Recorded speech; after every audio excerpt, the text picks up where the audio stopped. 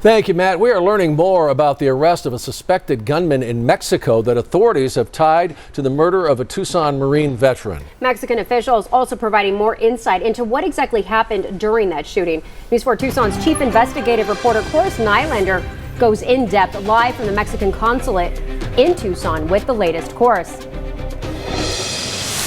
Yeah, well, Angelique, the family of Nicholas Douglas Quetz have been very active in their pursuit and calls for justice, and they're not done yet. They've now really been able to start processing everything and the realization that he's never coming home, especially as the holidays now get closer and closer. This latest indictment is just one step in a very long road to true justice. Well, we can't change the horrific death of my son.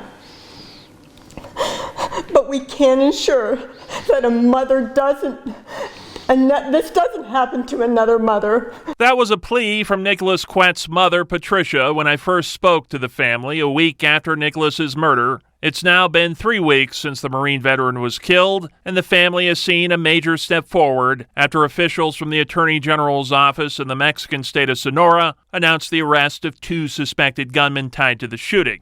This week, Francisco Federico was indicted for the murder.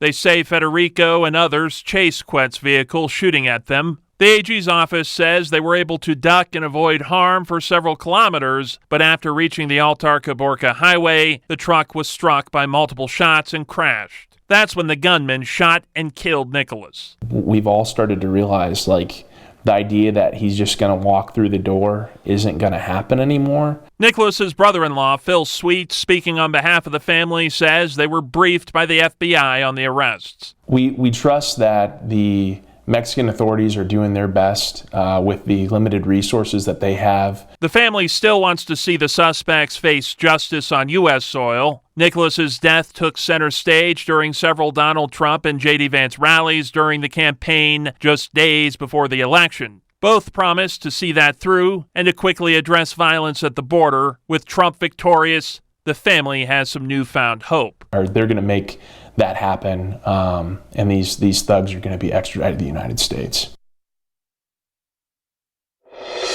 And a continued point of frustration for this family. Phil tells me they have yet to hear from any officials high up in the Biden administration. They haven't heard from Governor Hobbs and none of our Arizona U.S. senators. But at this point, they tell me the point of grievances is past. It's too late for any of that. Still clearly a lot of things they want to see accomplished, but these arrests, certainly something they're taking as good news tonight. Reporting live outside the Mexican Consulate in Tucson, Nylander, News 4 Tucson.